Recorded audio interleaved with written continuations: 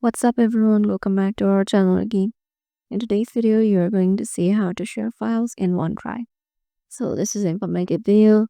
So let me show you how to do it.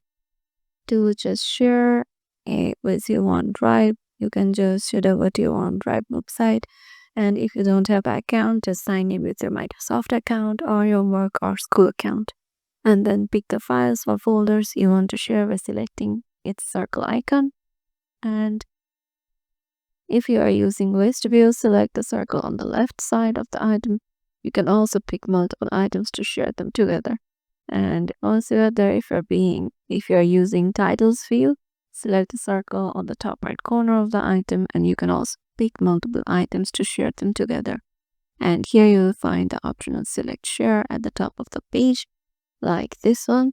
So in here, just tap on share and you will find this interface.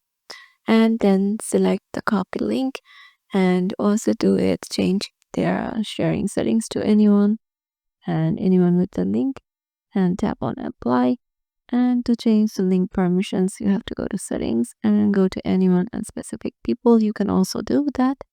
And yeah, and once you are done, just tap on the apply after right here and just copy the link and share it with anyone you want.